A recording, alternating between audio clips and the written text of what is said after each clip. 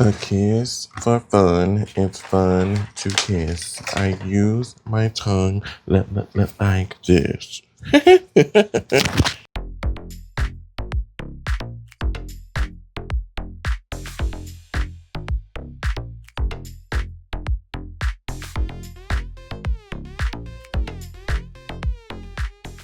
Hey, hi, hello, and welcome to the show. My name is DDare Bionic, if you did not know, and I am black for a new year of vijars.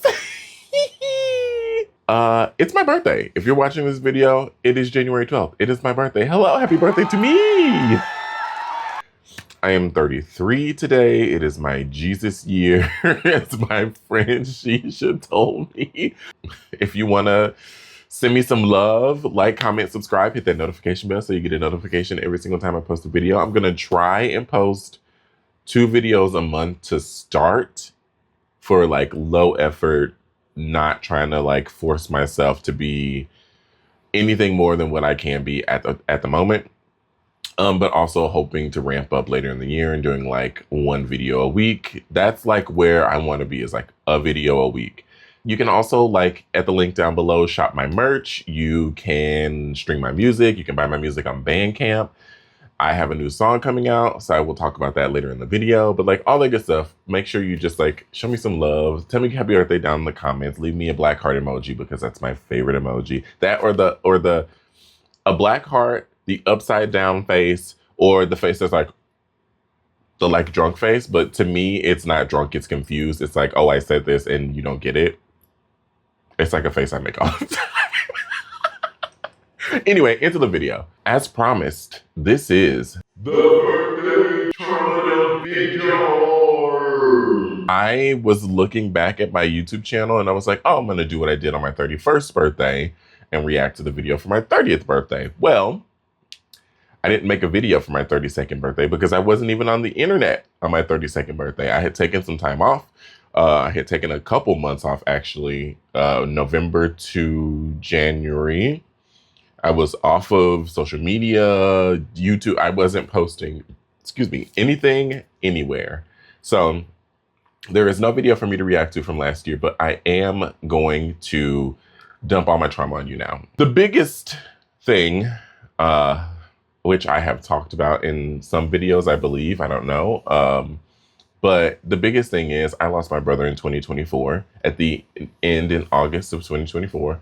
And my oldest brother, it was unexpected. It was the worst pain that I have ever felt and am continuing to feel a year and however many, 4 or 5 months later.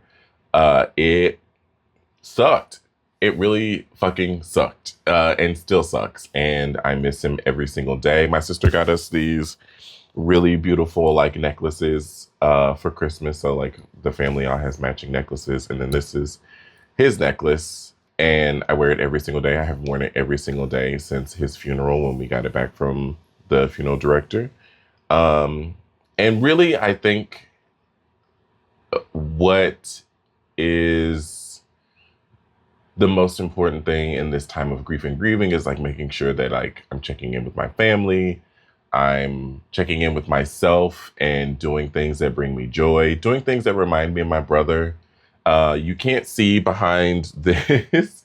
You can probably tell that the setup is a little bit different. We moved some stuff around back here because it was like cramped and there was not really any room to really move around the way it was set up. So we kind of have opened it up a little bit more, but like, I wonder if you can kind of see. Hold on, y'all. I have no idea if that did anything, but you might be able to see I have also like kind of redone my altar and switched it up. So you like, there's a picture of him on there. There's always been pictures of him on there, but that is a work in progress. It has been frigid in St. Louis and it's now going to be like almost 60 degrees again today, which is probably why I sound a hot mess. But, I'm getting my altar together so that it can really be what I want it to be. But that's a big part of it as well. It's like just taking care of myself and honoring him. He gave me the name DDare. So like just carrying that on and continuing to make music has been really amazing and really um, really a great way to feel and stay connected to him. I feel like sometimes when I perform certain songs, like I like lock in so hard because it reminds me of him and like his energy and how vibrant and amazing and just talented and funny. And my brother was and still is a light in my life, and I miss him daily. There is not a single day that goes by where I don't think about him or miss him or just even have that like weird grief thought of like, I haven't heard from him. Where is he? Like, just, I don't want to cry at 8 o'clock in the morning. So yeah, that's the biggest thing that has upheaved. Is that a word? I guess, I don't know. That's a big thing that happened in 2024 that I don't know if I've actually fully talked about, like on my YouTube channel. I know I've posted about it on social media. I'm not one to hide my emotions or my feelings or keep things to myself in that way. Little things, yes, it's something I'm working on, but that big of an emotion is not something that I can hide or that I feel like I would even try to hide, because there's no way to hide grief. You wear it like on you all the time. Moving right along, right after my brother passed, I got a really amazing opportunity to work with St. Louis Public Radio for Next Generation Radio, which is a collaboration with NPR that they did in September of 24. It was a 5-day, like intense, crazy, like it was my first time like really doing anything in radio. I have my podcast, Mental Health Chat Monday. Obviously, you can listen to season 4 coming soon. I also have a podcast I have not talked about this on my channel, but I have a podcast with my friend Jeremy called Avengers Disassemble, where I have not seen most of the Marvel films because I just am not a Marvel person. I just don't give a damn. And he is like a super fan. So the dynamic is a person who has never seen most of these films, and the ones he has seen, he didn't really care for. And the person who has seen most of these films, probably a dozen or more times a piece, almost all of them. So that's a really fun dynamic, and you should definitely check that out if you want to see a different side of me, but not really, because I'm just this all the time. I have always wanted to work in radio. I've always wanted to use my voice. I wanted to be a voice actor, and I want to work in radio, and I want to do music. Those are the 3 things that like full-time I want to sustain my life. Music, voice acting, and radio are like my holy grail of career life things that I want to do. Also, directing plays is still a thing that I love to do, and like I want to direct a film, and that's all. More on that later. But yeah, so I got to do this really cool Next Gen Radio project, which was intense and exciting, and apparently I did a really great job. Shout out to my mentor Kate, who really got me through it and gave me really great advice. But also, like, I think the thing that I like the most about it, I'm old. Okay, I was 31 at the time. I'm 33 today.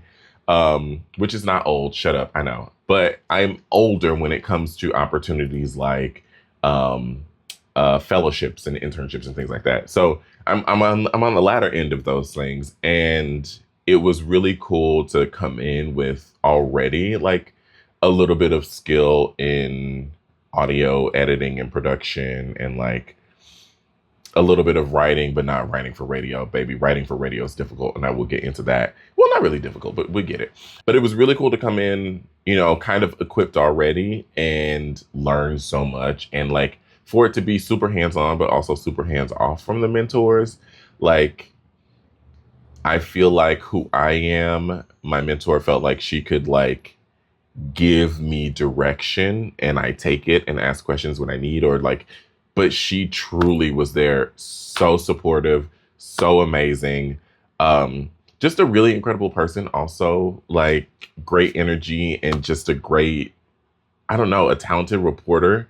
I got mad love for Kate. She is incredible. And so that opportunity led me to another really cool opportunity. I started in May of last year, 2025, an internship with St. Louis Public Radio. What? Me? St. Louis Public Radio? What? Throughout my time, my 5 days with Next Gen and NPR and STOPR, Kate was saying that, like, she was like, I think you'd be really great for the talk show team. And I was like, that's really what I want to do. Like, I want to work on a talk show. And I had applied for this internship before many times for the St. Louis on the Air talk show and hadn't gotten it and didn't really have the credentials. Had the credentials, but didn't. Either way, I didn't get it. And I apparently impressed enough people with the work that I did during Next Gen that, like, there was already a bug in their ear about me, and they were telling me not to be a stranger and giving me business cards and, like, being like, you know, let's work together again. You did a really great job. We're really impressed with what you did. And I submitted my application and got the internship. I started May 22nd, right after the tornado. So we had a tornado, a really severe EF3 tornado here in St. Louis on May 15th. No, sorry, May 16th. And May 15th? Oh my God, I should know. I've been reporting about this tornado. I feel so bad. I was right. It was the 16th. I don't know why I got myself so confused about that. But I started literally the following week after the tornado. So it was, and I feel like this would have been the truth regardless of what was happening in St. Louis. But it was really great to start at a time where there was such a focus on people. And that's the thing that St. Louis Public Radio does a really great job of, is like focusing on human stories. We want to talk to the people on the ground. We want to talk to the people that live in these neighborhoods. We want to talk to the people who are experiencing these things, and not the big high up, whoever, CEOs and like, no. Bring me the people who are doing the thing, which was really incredible to see. And like the human, I've been saying this and I will continue to say this, the human-centered storytelling is such a beautiful thing to see. I was supposed to be there just for like a couple months. So I dropped down to part-time at my restaurant job at the Blue Duck. And then like a couple weeks into my internship, they were like, yo, you're actually doing a really sickening job. And we want to keep you through the fall semester. And I was like, whoa, that's pretty bonkers, but I'm in. I ended up quitting my restaurant job. I am no longer a restaurant employee. So yeah, I don't work in a restaurant anymore. And it is my goal and intent to not have to work in a restaurant ever again, unless I move to another city and I need a quick job. But now I have radio experience, so I could hop to another radio station if there's an opportunity. It was and is the best thing that's ever happened to me. It was A, working at STLPR, B, leaving restaurant work. It was time. I love the restaurant I was at. Shout out to them. But it was time for me to go. Like, it was time for me to leave the industry. I had never wanted to be in the industry anyway. And I just needed to trust myself, and I needed to trust that I had what it takes to be successful in everything I want to do. And I don't know why, when it came to work, I think really what it was the money thing. I had a steady job. I got everything I needed. I had the schedule I wanted. I had the hours I wanted. Like, and I was making decent money. Like, not great money, but I was making okay money. And I had like health insurance and PTO and all these things that people look for in a job. I was like, I'm comfortable. But that was the issue. I was comfortable. And I cannot allow myself to just be comfortable. I have to be better than comfortable. I have to be excited to come to work. I was off work for 9 days. January 2nd was my first day back to work after Christmas Eve. And I was ready to go back to work. I was ready to like clock in and work on producing new content for the show. Like, it is a complete 180 from what I used to do or feel when I was working in restaurants. So I left my restaurant job. I'm not going back. I am in, at the time of filming this, it is technically not my birthday, but at the time of filming this, I am in my last week as a full-time intern at St. Louis Public Radio. And I may have girl bossed a little too close to the sun and gotten myself a temporary part-time position as an associate producer for St. Louis on the Air. Pause for applause. Yes, thank you, thank you, thank you. Yeah, producing music content, super great. My coworker, my colleague, is Maya is absolutely incredible and like does this really cool music programming. And I obviously, as a musician, like gravitated to helping her with that because it's a lot of work. People don't know, and maybe one day I'll make a video about what it takes to produce a segment for the talk show, but it's a lot of work. A lot goes into it, specifically with these music episodes. And so I was like, yeah, A, I am a musician. B, I love music. And C, you're cool as fuck. And like, we kiki and laugh all day. And I enjoy working with you. Not just sorry, but like the whole team at St. Louis on the Air. I love all these people. They're all amazing. And it was like a no-brainer for me to help with music related things. So shout out to me being a badass bitch and coming in and, you know, making myself undeniable. But also like I went into this opportunity with zero intention, or with zero expectations. I went in to learn, to prove to myself that I have what it takes, and to kind of like let other people know, like, hey, I'm not a one-trick pony. Everybody knows I'm not a one-trick pony, but y'all are really finna get this work today. And I'm gonna come in and shine the way I know how to shine. And they gave me the space and the opportunity to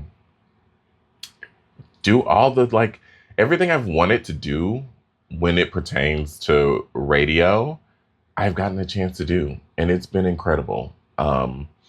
So yeah, that has been a great opportunity, and I'm still there, and I will continue to be there on a part-time basis, still helping with music content, which is really, really awesome. What else is going on?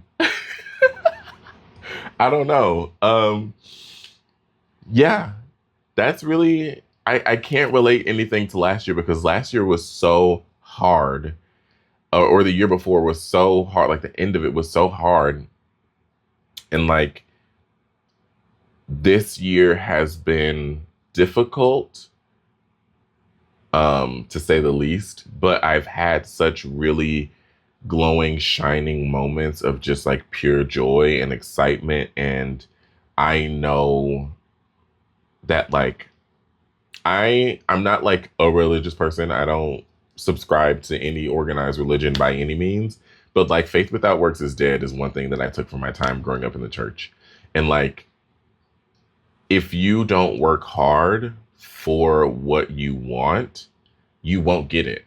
You can believe and pray and manifest and do all the things you want to do to be successful, but are you putting in the work here on the physical realm?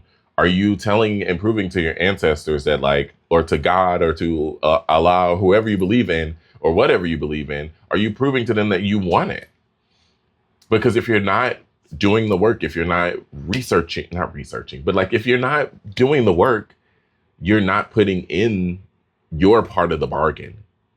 What people don't realize about manifesting or praying or whatever is that like it's a two-way street. I can be like, oh my God, I just really want this opportunity. I really want it. I would be so good at it, blah, blah, blah, blah, blah, yada, yada, yada. But like, what have you done successfully? What do you do successfully? Quickly. To make it happen.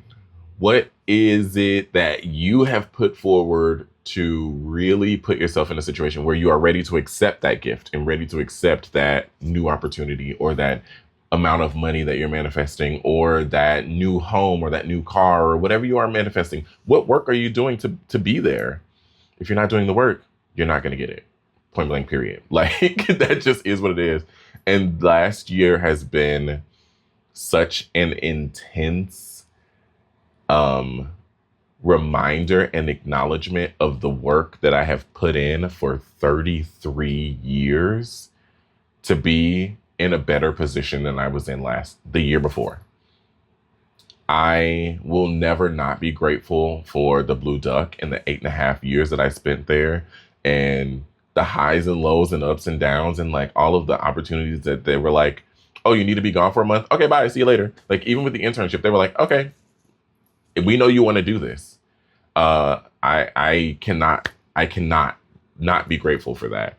But I also have to be realistic and know that that was never the job or the opportunity that I wanted or that I even needed or deserved or like I had done my time there. I had done what I needed to do. I seen what I needed to see, and it was time for me to actually stop being a scared ass bitch and step into my real true reality. So yeah, that's that. That's what happened there. I've worked really, really hard for the things that I get, and I am working on not downplaying really cool opportunities and positions that I have put myself in, that I have manifested, that I have told my ancestors. And I know, listen, the way all these things have been happening so rapidly, I know that I'm ready for them. I know that I'm in a place mentally, physically, spiritually, emotionally that like change is scary and it's supposed to be. And that like old adage of like, do it scared. Like, yeah, do it scared. What's going to come next? I don't have a full-time job after this. I don't know what I'm going to do, but I'm not scared in that way. I know that I have support. I know that I have family that loves me and will support me. I know that my partner loves me and is like, do this. It's this. You've never been this happy. Like well, not never been this happy, but like at a job, you've never been this happy. You've never been excited to go to work. They're making positions for you. They're showing you that you work hard and you deserve to be rewarded for working hard. And that's a hard thing for me to accept and realize that I do put in the work and I am the reason that I am getting the opportunities that I'm getting. And because to me, it's not work. To me, it's just, I want to come in and do a good job and not to prove anything to anyone, but just to myself, and not to be like, yeah, I'm doing such a good job. Like, no, I like what I do. I like what I'm doing. I enjoy what I'm doing and who I'm doing it with. And that really is the reward for me. All the other stuff is great. It's perks. And we love perks. But truly, I think the thing that I've realized the most about myself is that I am a nurturer, and not just of people, but of myself, of my talent, of my abilities, of the people around me, of teams, uh,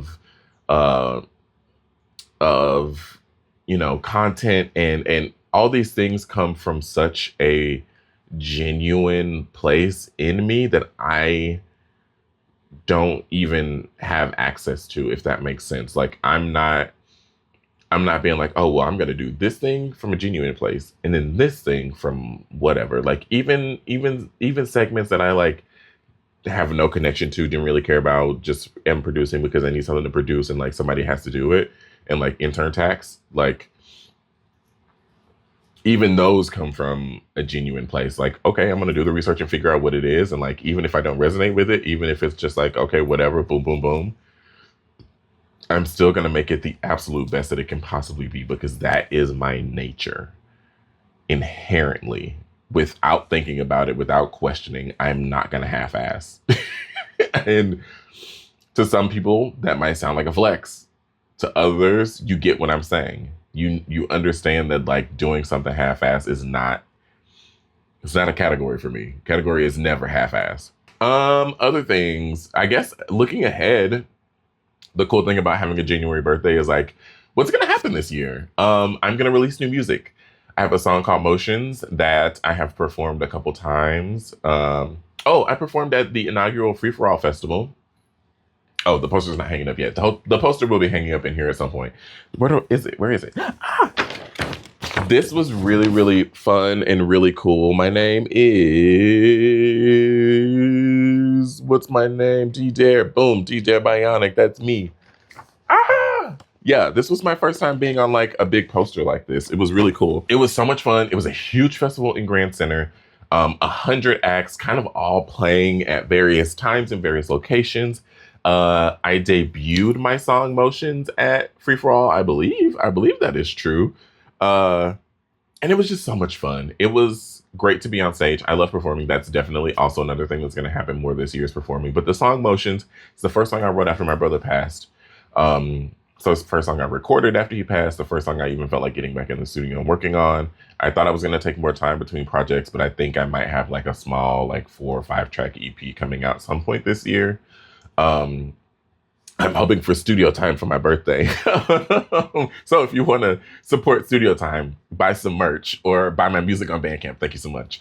Um, but yeah, I have this song called Motions that just is about kind of life after someone passes. And not even necessarily explicitly about someone passing, just like feeling like you get up every day and do the same thing. It's like going through the motions is kind of the inspiration of it. So I really, really, you have heard little snippets of it. It's been about in my videos that I released last year. And I'm really proud of it. It got really great response. I let some friends listen to it. They really, really loved it. And it's like kind of like dark pop meets R&B, which is where my mind and heart is. And then I have another song that I've recorded that is not quite ready to be released yet. Motions is also not quite ready to be released yet. I don't have a release date, but it will be Q1. So it'll be sometime between now and April. And then the next song might come out within that time, or it might come out a little after that. Who knows? But yeah, that's what I've got this year. As far as like, for sure, concrete things.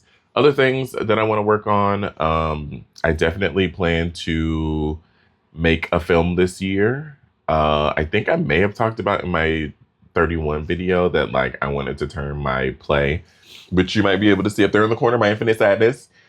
I wanted to turn that into a film, and that is something that I have to move forward on this year. More on that as it happens. Maybe I'll make a series out of that, creating it. I don't know. We'll see. Other things that I want to do this year, direct more plays, I think. I don't know. I kind of am stepping away from theater, even in that capacity. Will I direct if something fun comes up? Yeah. But am I going to seek out opportunities to direct? I don't think I will this year. Not as much. And I love directing. Directing is so much fun, but I think my focus needs to be more on creative projects in community and storytelling and advocacy is where my heart is right now. So we'll see what happens there. Not making any promises that I won't direct this year, but also not making any promises that I will. What else do I see for myself this year? Vacations, many vacations. A great new job where like I'm happy and I'm doing something creative.